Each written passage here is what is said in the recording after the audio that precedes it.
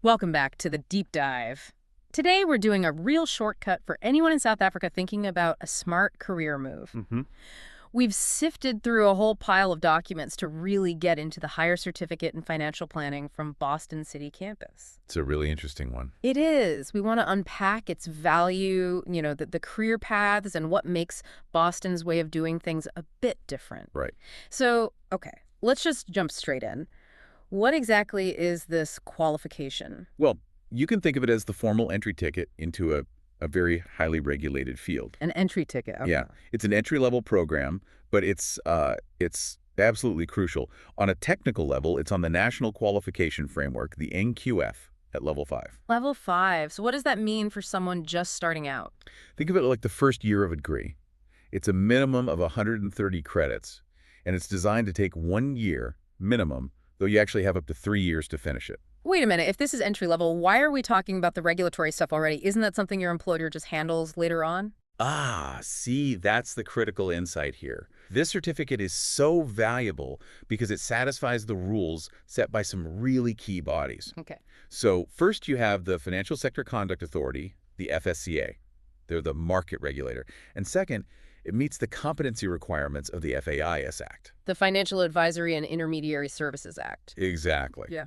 Which, basically demands that anyone giving financial advice has to be fit and proper. So the qualification doesn't just teach you things, it grants you the legal right to even be in the room. That's it, exactly. Without it, you just can't operate legally in certain roles. You learn everything from ethics and economic trends to, just using standard professional software effectively. And what about the day-to-day stuff?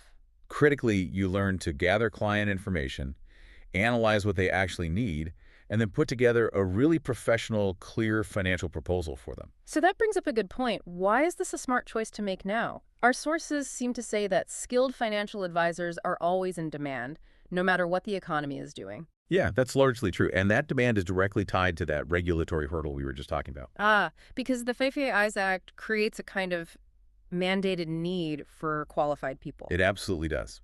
There's this constant demand for new blood. So this certificate, it really forms the basis for roles like an administrator in a financial planning practice or in big insurance companies, banks, Right, the big institution. or retirement firms. Hmm. And importantly, it puts you on the direct path to becoming a self-employed financial advisor or what they call a tied agent.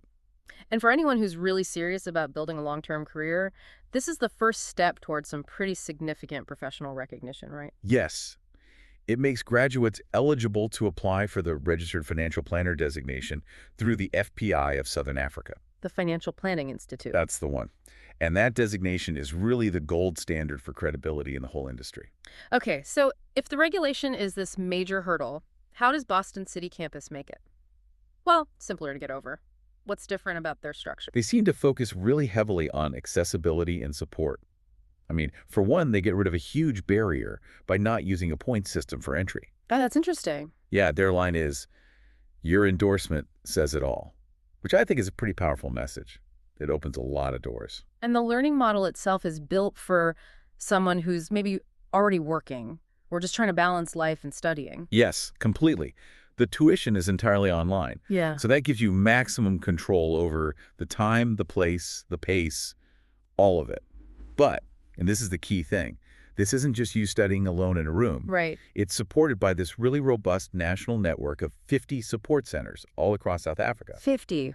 Wow. Yeah, so students always have access to, actual physical guidance and help if they need it.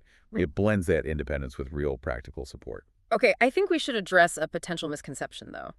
As foundational and as legally necessary as this qualification is, it is an entry point. It's not the finish line. That's a crucial caveat, yes. It sets the table.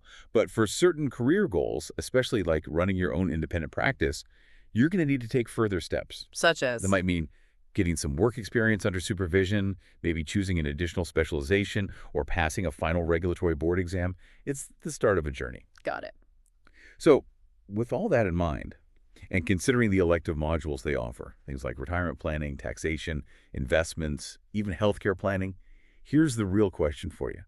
Which specific area of financial planning will you choose to explore first to really start building your expertise? Because that's where the career path truly begins to take shape.